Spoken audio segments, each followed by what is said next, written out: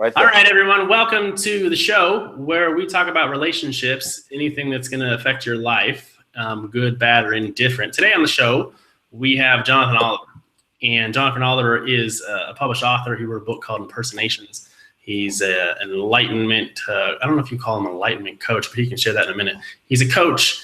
He is a very supportive man in my life. He's one of those guys that I just connected to kind of indirectly. And then we just been friends, colleagues, and buds ever since.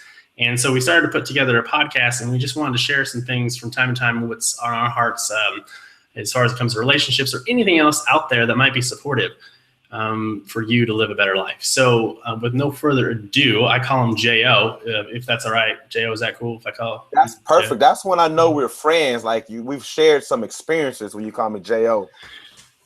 It just rolls off the tongue easier. It's nicer that way, J.O. instead of Jonathan Oliver. I have to do this whole enunciation, articulation kind of stuff. So yeah, that's the whole name when you're out there in public and you want people to see a certain. That's the professional. I'm gonna look pretty side. We're just J.O.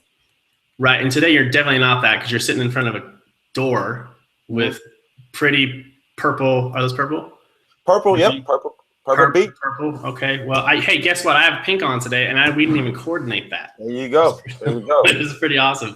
So, hey, we wanted to jump in just for conversation to talk about the importance of apologies, but also to maybe there's a lot of apologies that are going on that are just not genuine, that are not true, and they are what some have said are fake apologies. Fake apologies. Fake apologies. So I'm just going to straight up ask you, what is your take on a fake apology? What's a fake apology to you?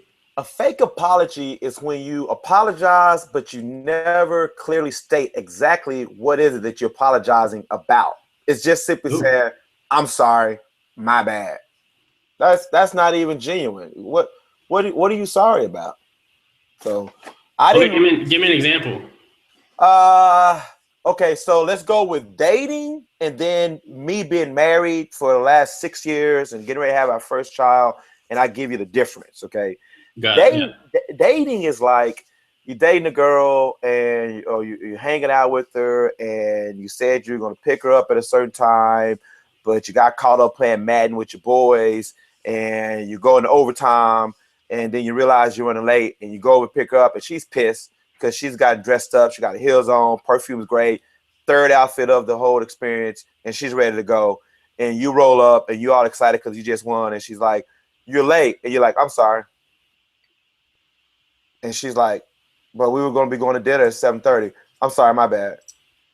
I'm not really sorry. I'm just trying to really get past the point was, please don't nag me and mess up the moment that I'm enjoying right now. Okay. Right. So you're saying that you're not really sorry. So from that standpoint, it's fake. I feel bad, but I'm not sorry. Okay. Would I have changed anything different that would have led up to the moment of me having to say I'm sorry? No. Then that means I'm not sorry. I'm just feel bad that you feel the way you feel. Now, sorry. Yeah, I'm sorry that you feel that way. That's on you. I'm not going to do anything different next time. So you better just get yourself in check because that's not on me. But since you are feeling that way, I'm going to say, oh, you know what? I'm sorry. Yeah, that's sorry. Now, when you get to real sorry, okay, my wife is like, at one point she was 6 months pregnant, and she's like, I've been told early in the marriage, don't eat the last of anything, okay? And then it was like a couple of slices of pizza, and there had been a few days that they were still in the fridge. I know she doesn't eat leftovers after day number 2, so it's day number 3. It's the last 3 slices. I figure since she hadn't eaten them already, it was the 3rd day, it's past her normal grace time, I'm good. I eat the last 3 slices. She walks downstairs. She opens up the refrigerator, and she's like, "Did you eat the last 3 slices of pizza?" I'm sorry, okay? And I'm not saying my bad. I'm like, "Sweetheart, I'm sorry that I ate the last 3 slices of pizza. I know that you've told me once not to eat the last of anything. I thought I was within your grace period, but I wasn't. And for that, I'm deeply apologetic." Now, would I have done anything different that would have led up to that moment? Absolutely. I would have said, "Hey, babe, do you want these last 3 slices? Because if not, I'm about to eat them. And she would have been like, yeah, I actually do. And I would have been like, cool. So that means I would have changed something in the behavior that led up to me originally have to say, I'm sorry. That's like on a funny, silly level. But we can go deeper than that in a minute. How would you define an apology? It's several different types of apology, okay? If you're dealing with like normal rhetoric stuff, like, you know, I said something that offended you or a person, I think you have to first label exactly what was said or what was done that even brought apology into play to begin with. Okay, so first you have to identify it. Absolutely. I can't just be like, my bad, okay? Yeah. That's on a silly level, okay? Now, if you say, let's take it to a whole nother level. Let's say I'm struggling with something like pornography, okay? And my wife has told me more than once how it feels to see the history of pornography on the computer, okay? Right. All right. Okay. If she brings it to my attention, hey, I saw that you looked at porn on the computer last night. If I say I'm sorry, okay, I'm not really sorry. I'm sorry I got caught, okay? I'm sorry that I didn't cover my tracks good enough. I'm not really sorry. It's like, damn, how did I get caught? Okay. A real sorry is like, let's take it to a deeper level of that. When I have seen what my actions has brought to my spouse, okay, like, or somebody I care deeply about, okay, maybe not even my spouse, maybe it's my mom, maybe it's you one day, Matt. Mark. What? Hello. I'm sorry about that. I'm calling you J.O. and you just said that's cool because we're friends and you don't even remember my name. See, no, watch this. Are you gonna apologize for that? You bet. I'm sorry. Wait, that's because you didn't say specifically for what. I'm sorry for calling you Mark. Matt instead of Mark. Okay. Okay. Here's my thing, and I'm just gonna cut you off. For me, the next part, and you'll probably talk about this. The next part is not only identify what you are going to be taking accountability for that you affected somebody else. However, the most important thing for me is that in addition to what you're planning on doing to prevent or mediate that from happening in the future. Absolutely. Did it change my behavior? Is it going to change my pattern? And that's when I think you get into a level of sorrow, is what I call a heartfelt sorrow. Like a heartfelt sorrow initiates apology that has a weight to it. Okay, like not to make light of this whatsoever. Infidelity has taken place. Okay, a poor decision that affected a livelihood. Things that has a magnitude of weight behind them, okay? Not a simply slap on the wrist, but something where gravity and the weight of it has been felt. That type of apology comes with a heartfelt sorrow, like an aching in the heart, like the person can almost feel the sorry. That don't mean they forgive you. That's a whole nother podcast conversation. We're not talking about that. We're talking about apologies. But that means that no matter what they respond with, deep down within my soul, it's like my behavior moving forward with this person is going to be different based off of the way I impacted them with the decision that I made. Got it. So for you, when you're apologizing, you're really saying that what I did, I'm not exactly proud of, and I don't like the fact that it affected you. And with that being said, I am going to do the best I can to change that so it doesn't happen again in the future. Absolutely. Right. But with your other example about, your girlfriend or the dating whole situation, you probably wouldn't change that because next time comes around, you're still going to probably be there in front of that football game waiting to see who wins. Right. Next time goes around, she's like, hey, we're having dinner at the house. I'm cooking something beautiful for you. It's going to be delicious. It's going to be fun. My buddy's like, hey, you want to get a quick game of Madden in? Yeah, let's play some Madden real quick. Oh, man, we're going to overtime again. You're going to call so-and-so? Man, let's just, it'd be all right. It'd be all right. Wait, Matt, are you even talking about video games? Yeah. That's something different, though. I thought you were talking about live TV, like there's like a real like game going on TV. You're talking about a video game that you could turn off and pause anytime. That's even worse. But here's the point of the whole deal. None of that matters. It doesn't matter if it's a video game, if you watching ESPN, if you watching Robin Meade on CNN News, none of that matters. What matters is something was said, it was not met, and a person's expectation was they felt hurt. They felt some type of way about it. It doesn't put anything you want to put in that first equation. At the end of the day, they feel like whatever I said I was going to do, I didn't honor my word. And that comes with the issue of an apology. Okay, that's just an example of running late to a date. You can name anything else. More than anything, Mark, was in the beginning before I got married, and I really understood what it meant to say I'm sorry, and to really have identify what it is that I was sorry about. I just put it out there as a Band-Aid. Like my mom told me, if you did something and somebody felt bad about it, say you're sorry. I never put anything behind it, like just saying the words. It's actually a feeling that goes with it, that a person has to feel like you're being genuine. If not, they know you're not for real, and they're not going to trust you anymore because they know you're going to hurt them again eventually. Yeah, but you and I both know people out there that can conjure up a feeling which will make it seem like you're being authentic. So that's why, in my opinion, it's in my opinion, all you're saying, everything is great. However, you're really going to know after time if you are in a relationship with this person, whether it's a coworker, whether it's a friend, whether it's someone you're in like an intimate romantic relationship with. You will know over time if they followed up with actions to reduce the possibility of that happening again in the future.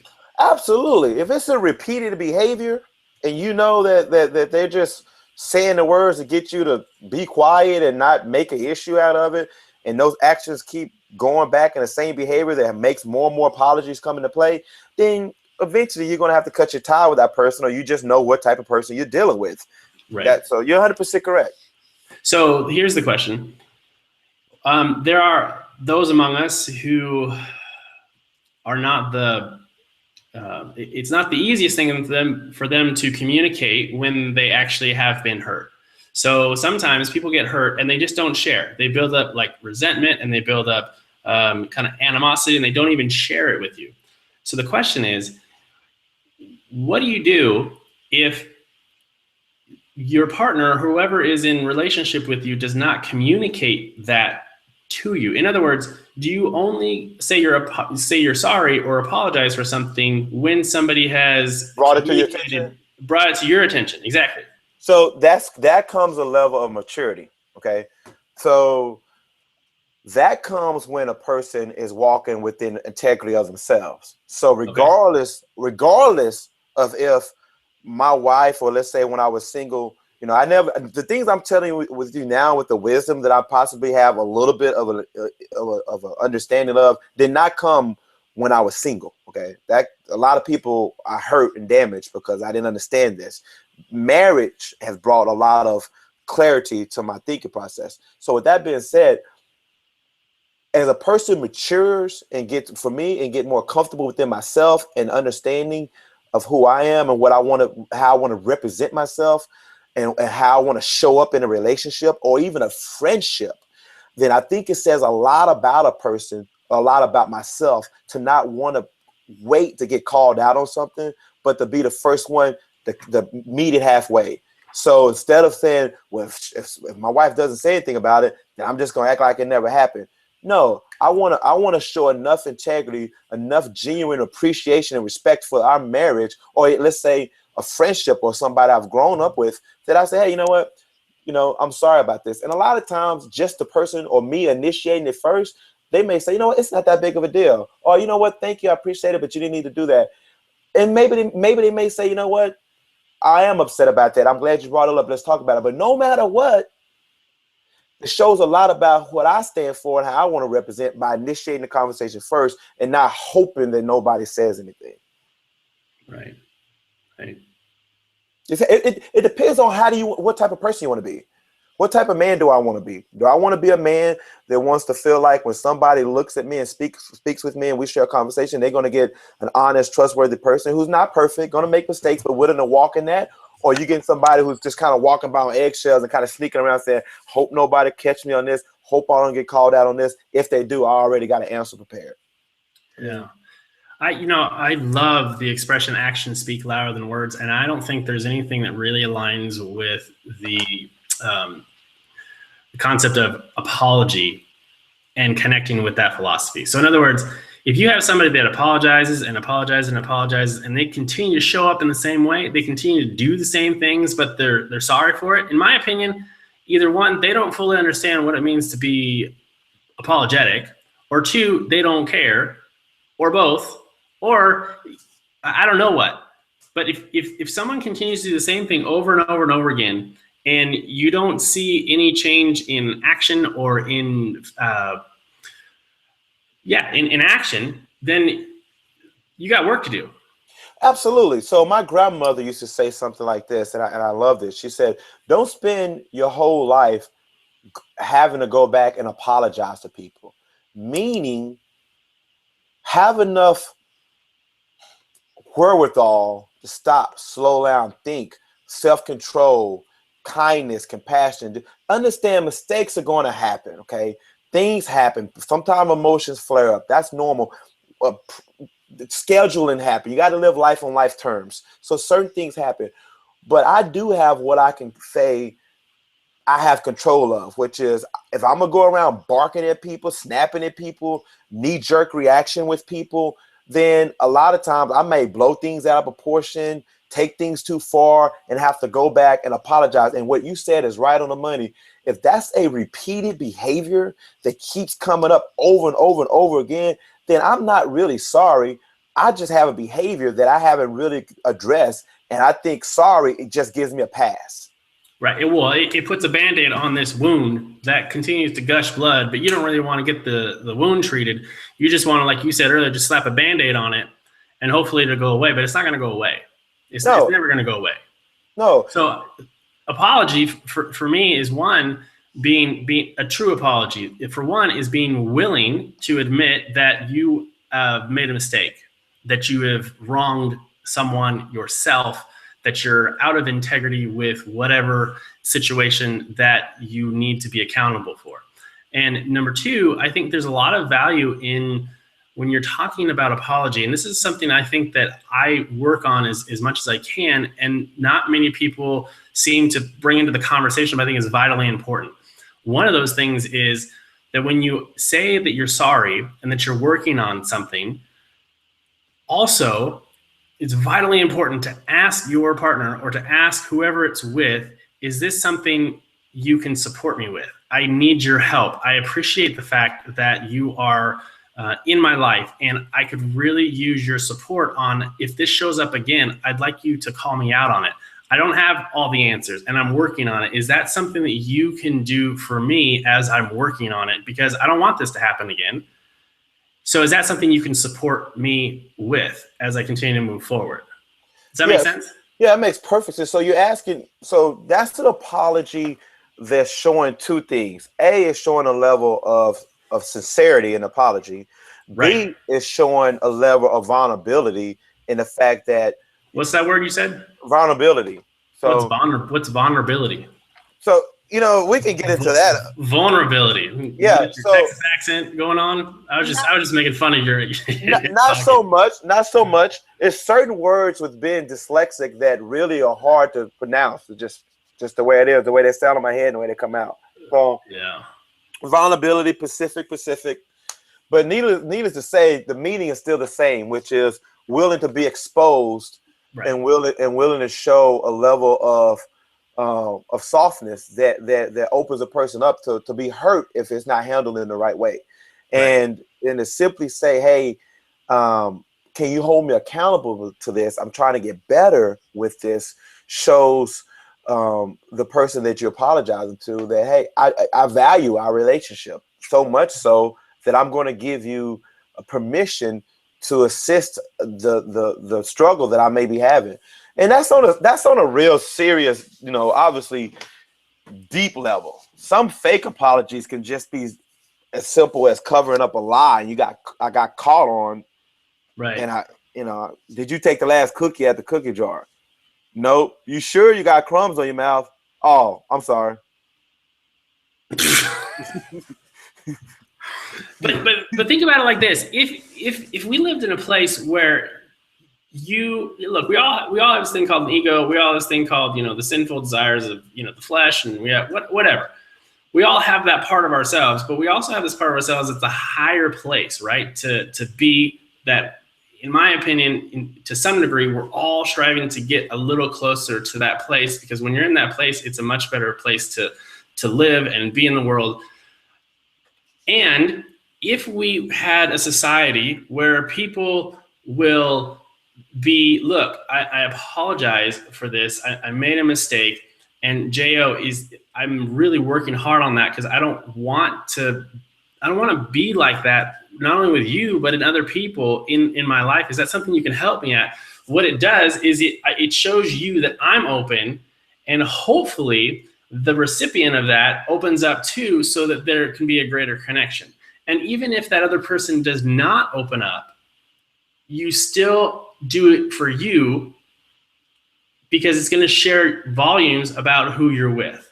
So if you're opening up your soul and you're open and you're saying you're apologizing and you want to work on the wrongs that you've done and the mistakes you've done, and you're asking for support, and they're really hesitant, it could be this is a brand new behavior for you, and they're a little hesitant of, wait a minute, what the heck is going on? They're asking for my support, and they're actually showing up in a way that I've never shown up before. Maybe it'll take some time for them to adjust to that new behavior. But over time, you keep doing that, opening up, and they're still closed off, then you might want to take a look at, okay, is there something I can be doing different? Or am I doing the absolute best I can by, one, identifying areas that I am working on, 2 is saying that I'm going to work on it, 3 is turning into an action, and 4 is asking for support. If I've done all those things and I'm not getting back somebody who might be willing to work, then you might want to take a good look at the relationship that you're in. Yeah, but it kind of goes like this. No, it works. If that works for you, that's perfect. So here's my understanding of apologies, and especially fake apologies. In the beginning, I felt like, generally stated, people, and let's just use myself, understood that apologies was me admitting that I was wrong about something. So I made it, and the only reason I'm bringing it up is because another person was hurt. Okay, another person felt some type of way, happy, mad, glad, sad, angry, frustrated, annoyed, pissed off, whatever. But they didn't. But it was caused upon my behalf. I think, students, people that maybe 18, 19, 20 years old may understand that, can connect with that very easily. I think it's go through life. The apologies become less about the person that was really hurt and more about the person who actually caused the pain. Okay. Meaning if I say I'm sorry to you, regardless of who and what you say in return, has nothing to do with the fact that I'm initiating an apology based off of how I feel about how I affected you. Correct. And that comes with maturity. That comes with wisdom. That comes with experience and a few headaches and pain. And that's when it's no longer an apology. I think that's when you get into like a real heartfelt sorrow. Like you understand who you are and what you stand for, and you want to try to stay aligned with that. I didn't understand that at all until I got married. And then I was like, oh, this is because you understand you're in it with the person. You see them every day. They're not going anywhere. You're not going anywhere. So you're going to have to learn how to work through things and understand how to communicate where it's not just superficial, but it's really, really, really, really a way of bringing closeness and not separation. And I think you could even take it one step above that. And the next step above that would be, we've been talking about when our behavior or things we've done or said or been a part of affect somebody else's feeling or emotional state, right? However, I think apologies are so helpful in the fact that even when we might not have a clue if we've really affected somebody else, I think it's important to put it out there to the world that you're working on it. In other words, Jo, I committed to being on the phone call at 12 o'clock, and I don't show up till 12:15. Then if I am really working on me, I don't know if it's really that big of a deal if I'm late. But regardless, if it's a big deal to you or not, if I'm in integrity with who I am, it would behoove me, like my mom would say, she always says behoove you. It would behoove you or behoove me, whatever. Anyway, to say, look, I know I gave you my commitment to be there at 12 and I'm late and I wanted to apologize for that. And I wanted to let you know that I am working on being more punctual and being in integrity with my word, in a sense. And in the future, that's what I'm going to be working on. And if I ever cause any discomfort or whatever, I'd really want you just to say, hey, let me know or communicate that with me. Does that make sense? Yeah. So there's just like everything in life, there's this huge spectrum where apology exists. It's definitely gray area, you know, and that goes with communication, because some people may put more value on time than others, you know, where you may be like, hey, you know, I'm 5 minutes late, 15 minutes late, you know, I'm sorry, and I'm like, oh, don't sweat it, you know, where you deal with somebody else and they may take that very personal. So I think it goes, generally speaking, is how do you want to honor your word, and just and sometimes it comes out of just courtesy, Right. just out of courtesy. Right. How do you want to honor yourself? Right. Is really what it boils down to. Okay, so let me ask you a question. What do you want out of an apology? What would be the ingredients that you would want out of an apology? Somebody else coming to you. We've talked about you apologizing to your wife or a girlfriend or whatever because you're playing Steve Madden. What would you want somebody else if they approached you with an apology? Okay, two things. Number one, it's John Madden. Okay, you got to get it down right. Okay, it's John Madden football. Who's Steve Madden? You made that up. Steve Madden is shoes. Okay. Oh shoot! That's okay. We're gonna edit that part out. No, we're not. That is staying in there because that's classic. Don't take that nowhere. This is genuine. I love it. Oh shit. Okay. All right. Go ahead. So no, back to your question. Now this is a dangerous place to be, because I just experienced this with my wife the other day. I apologized to her about we were trying to get out of Houston at a certain time. We were behind schedule. She wanted to get home. I wanted to make one more stop. We got caught in traffic. So I made a very clear apology, exactly what it was I apologized for. And she responds with, I'm sorry for getting annoyed. And in my mind, I was apologizing, but I'm like, I know she's going to tell me exactly what it is that her place was in this discussion. She had something at the table with this. Right. But she just simply said, I'm sorry for getting annoyed. And at first I was like, well, damn, I kind of went deep on my apology, and all I got was just a simply ham sandwich. I'm sorry for getting annoyed. But that's not the point. I couldn't buy into that, because then my apology wouldn't have been genuine. It would have been with something accepting. So when someone issues me an apology, I have to let go of expectations and let myself understand that that may be the best that they got. And the fact that they even open up their mouth to even acknowledge something, that may be leaps and bounds beyond what they would typically have done. And just be at peace with that. Don't try to condemn them or judge them or badger them, or you didn't even say such and such. No, that I'm holding on to stuff now. on to stuff now. So if the best they got is like, hey, you know what? I'm sorry that I said that word or that. I need to be comfortable enough to acknowledge at least they made an effort. And if I want to bring it up a little bit further, be careful with that, because that can close up a butterfly cocoon to where they won't even want to come and shine any more goodness on when they're trying to increase the intimacy in the relationship, because I didn't even acknowledge the effort that they made. So just that's a tricky little spot to be.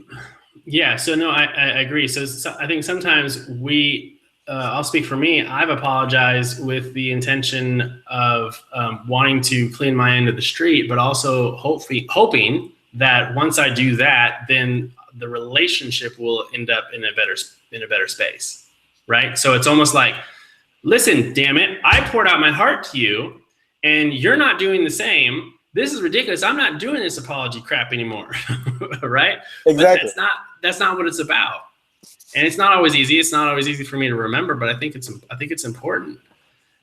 You didn't answer the question, by the way. Yeah, dude, you got to run it back. Let's do it again. What do you want in an apology?